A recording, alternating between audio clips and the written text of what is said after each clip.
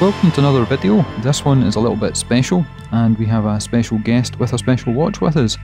This is the Konstantin Chaykin Night Joker watch, very special, and we have got Pietro from the limited edition along with us today basically to talk about the watch and tell us all about it. So thanks for coming over. Hi Rick. How are you getting on? Thank you very much. Very well, and you? I'm doing all right, even better now that I've got these little guys in front of me, and I'll just let you guys know there are 3 watches on the table, but this is the one we're focusing on just now. We'll bring the next ones in later on. You're quite famous here in the UK for being the guy to go to when you're after one of these watches. We spoke to Dave Sharp, Float Light from Red Bar, and it was through him obviously we got in touch with you. So tell us about the history of the Night Joker Konstantin Chaykin and how we've got this watch here today. Yes, absolutely. We established our business in 2015 out of the passion for independent watch brands. And interestingly enough, Konstantin Chaykin was one of those brands that immediately believed in the project back in 2015. So we started with 4 brands. Chaykin was one of them. And then Graham, Custos and Andreas Trellers bought into the project. These days, with the limited edition, we represent online over 30 brands for which we are official retailers.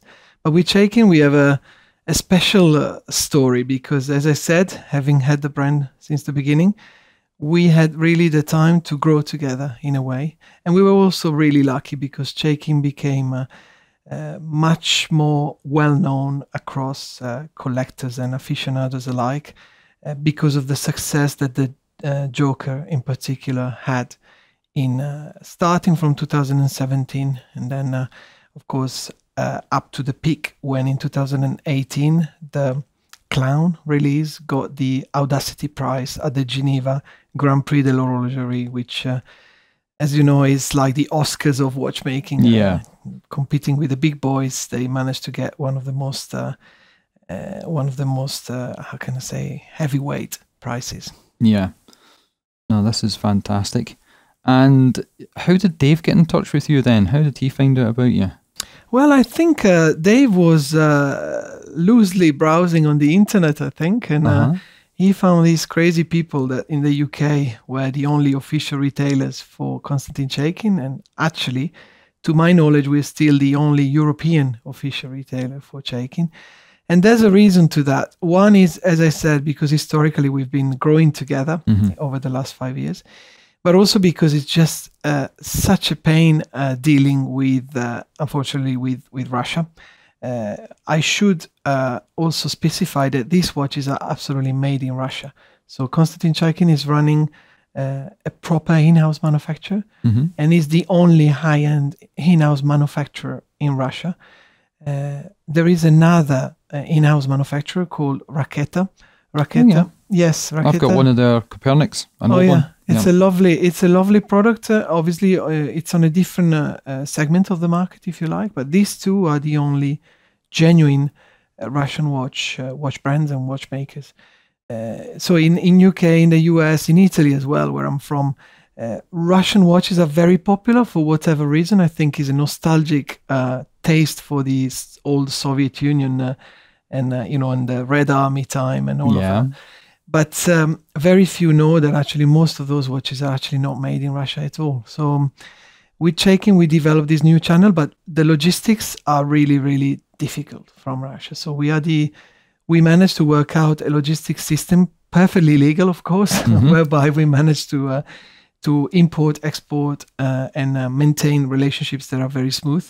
And we offer the clients this service because you can buy from Chaykin directly as well, but it's just a logistic mess. So people like David gave us, their trust to sort out this for them.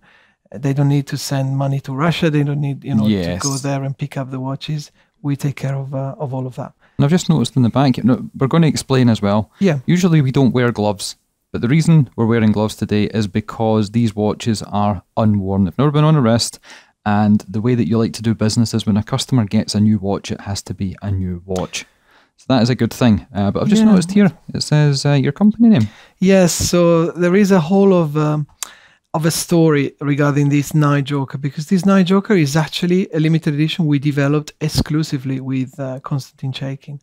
It's a 50 pieces limited run. which we have launched now is a year and a half ago. Right. The first 35 pieces have been sold. Because of the limited production capacity, we only import 10 to 15 pieces every year.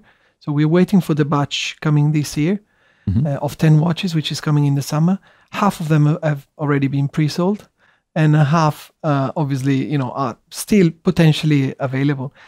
And yes, coming back to the point you made, I know you love your cars, Rick, and when you go to the dealer to pick up your brand new car, you wouldn't necessarily like the feeling that somebody else has tried it before and is going around with it. And I think in the watch industry, we get away with this fact that, you can bang a watch on the wrist of a client and then put it back in the window and then, propose it as unworn, as whatever. Anyway,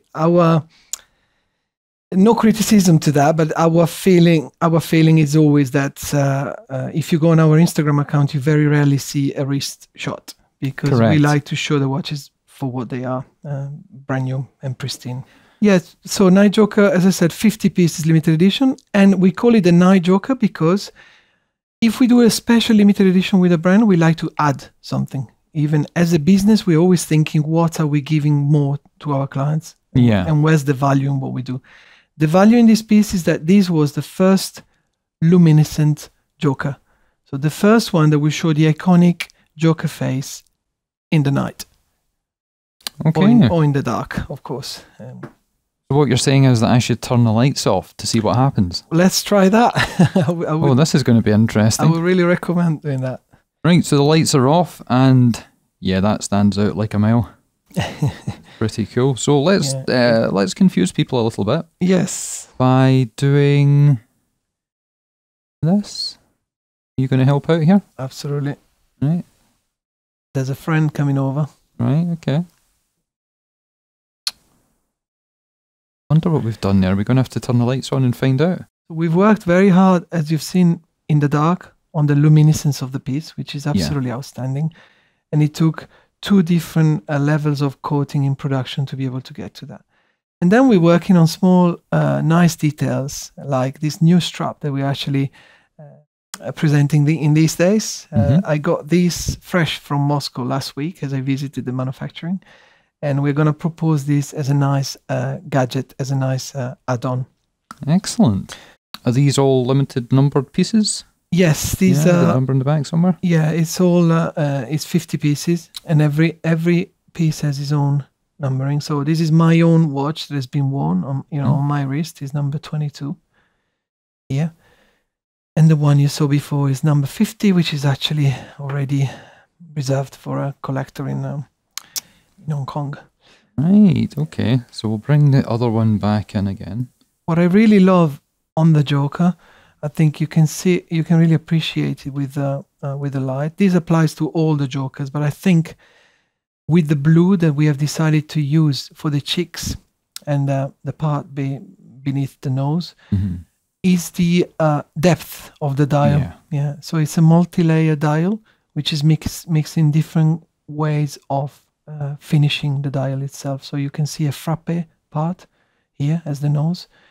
So printed, machine printed, and you can see the guillochage all around the mouth and the cheeks as well. Yeah. And the guillochage is, I've seen it last week in Moscow, is handmade, obviously using a machine, but the machine is hand driven. So that's the machine where it goes in slowly and carves out the metal, rotates slightly, goes back in, and it's a very laborious, time-consuming process. Absolutely. So the man is driving the machine itself, but the plate beneath is turning constantly, so the man can give these beautiful waves of decoration. And of course, which is completely different from stamping or molding. Yes, it's such a different way of looking at it. Which is what you see here on the nose, which is a completely different technique whereby physically the man would press on the surface here to create these symmetrical patterns. Okay, well, what we can do as well is, do you want to show people how all the different features work? Absolutely. Right, okay.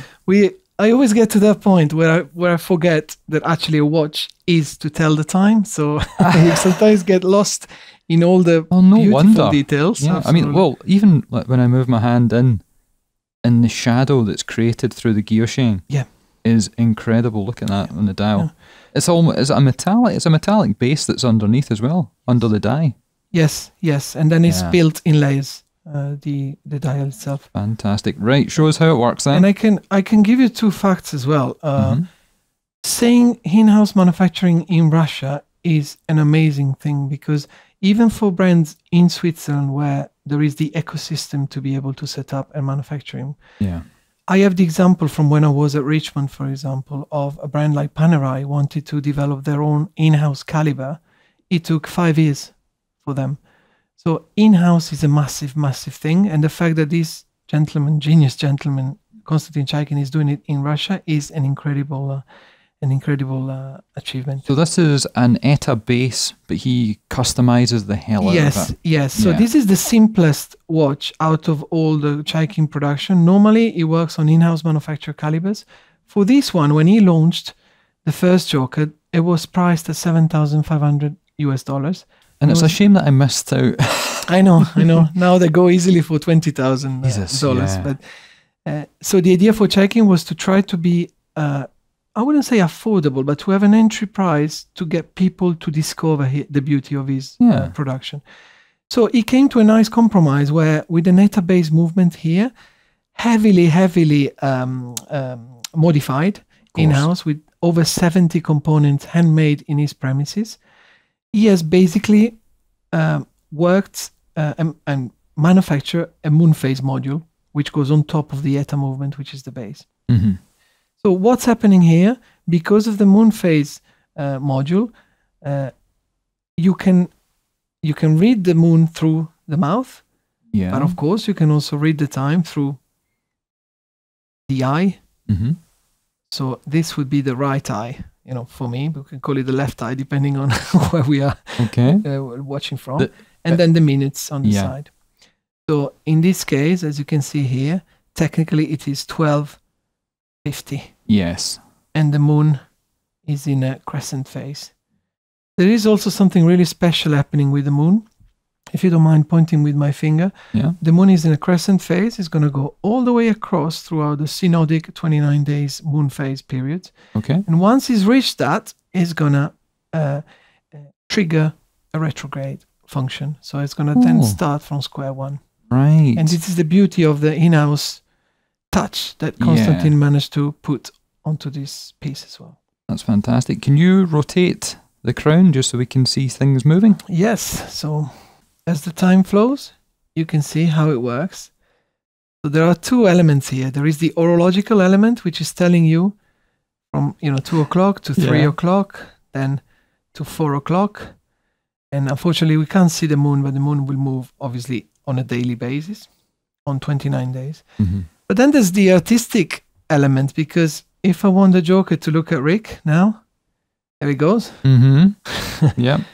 And here is the Joker slightly drunk after a big night. That'll be after a Red Bar event. Absolutely. And then as you go across, as you're actually reading the time, maybe on your smartwatch on the other end, the Joker is going to keep you entertained with, different That's one of the things Dave said. When he looks at the watch during the day, the eyes just catch him. Yeah, I always insist on the artistic level of these watches, because, of course, it's nice to be able to tell the time, but there's so much more than telling the time in a piece like this. Definitely. That's what you're paying for, the entertainment value as well as the timekeeping. I can also add two elements. The 2 years as well are functional elements, not only what does the other side do? So the other one is actually the corrector of the moon phase.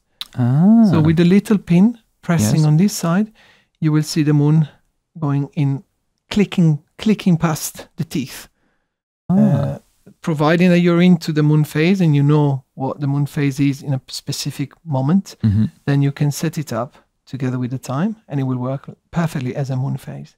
Great. So if we're thinking of other very talented watchmakers like Stepan Sarpaneva, for example, one of the most iconic moon phases, this is one of those iconic moon phases out there, definitely. Excellent. And just to round off, I will move this over to the side just a little bit. Do you want to bring in the third guy? Yeah, we're a little surprised, don't we? So, as I mentioned, the watch that actually won the Audacity Prize at the Grand Prix de l'Horlogerie in Geneva, which, by the way, is the most important, prestigious watchmaking prize that you can ever aspire to. Chaykin won it with the Clown watch. Clown is obviously a different execution compared to the Joker, of the same kind of same family, artistic take on horology. Now, the Clown one, most don't know that actually was never commercially launched. So it was a limited run of 15 pieces, if I'm not wrong, which went for a charity project. So it was pre-sold, went for a charity project. And I have the feeling that Konstantin Chaykin wasn't even realizing the how can I say, the amplitude of the significance of it, impact that it would have had. So after the Clown one, this Clown 2 was launched, and it went sold out straight away, as you can imagine. But this was in 88 pieces in steel. And because of the limited edition, we have a passion, and we always challenge ourselves to try to get the impossible. We managed to get the Clown itself, and we acquired this at the end of 2019. 2 pieces of the Clown are actually available at the limited edition, and I'm really proud to be able to offer this opportunity. Fantastic. Now, we're recording this March, April time, 2020. The prices when the Joker launched, as you mentioned, there was about the 7 mark. Now in the secondary, they're up at 20. Now, how much would somebody expect to pay in today's money for one of these guys here? Yeah, so the Night Joker is at the moment the most, the best option in a way, if we are looking at kind of, reducing the premium. Yeah. If we are talking about that, because the Night Joker is still technically in production. So we still have something like 15 pieces that will be produced between this year and next year. The Clown, so the Night Joker is at £12,800, excluding VAT. Right, and is that DLC or? So this is a high-level Pvd coating, PVD. And the Pvd is nearly 1 micron thick. So it can withstand, how can I say, standard usage and wear and tear, absolutely. The Clown is more on the 15,000 mark now because it is a sold-out edition. Yeah. We acquired it from Chaykin at the end of the production, and when the value was already quite high. Then, if we're talking of the Joker Steel and the Joker Titanium, which are the ones that are completely sold out, those can only be found on the secondary market. Yeah. It happens to us to find it, from private collectors that have changed the direction of their collection, or they want to invest on something else. But the prices are in and around as you mentioned, between 15 and 25,000 pounds at the moment. And yeah, the initial price for the Joker Steel was $7,500. Well, I've seen your cheeky Instagram posts where you track the secondary price of, say, a Rolex versus if somebody had bought one of these. And it shows that the boutique brands, independents, if you choose wisely and you pick well, they're just as good, if not better.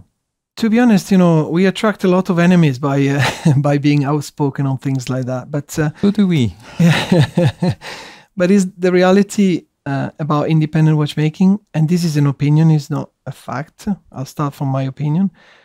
Independent watchmaking is fun. We invest in independent watchmaking because we understand what's behind, and we want to live part of that fun and have a story that we want to carry on our wrist to tell our fellow watch lovers and aficionados. But sometimes we get a bit nervous on the fact that independent watchmaking can be accused of not holding the value, not keeping the value, compared to the mainstream brands we all know. I have a completely different idea, and the facts are showing that because of the numbers that are produced by mainstream brands, it is actually more difficult sometimes to be able to have an assurance that it will keep the value. Whereas in independent watchmaking, you'll know exactly if a watch has been produced in 50, 60, 70, 80, one piece. And you'll be able to gauge, the concept of value itself. So the Joker is a perfect example, but I could mention, some other watch brands. I could mention Moser, I could mention Grubel & Forsey, I could mention Sarpaneva, I could mention, I'm sorry if I'm forgetting any of the brands we work with, but knowing what you're buying and being able to gauge what you're buying can hold very, very nice surprises in independent watchmaking. Fantastic. Well, listen, thank you very much for coming up to Scotland to see us and for bringing such a unique collection. Thank you, Rick. We will be seeing you again soon, no doubt. Thanks very much. Thank you. Thank you very much. Bye-bye.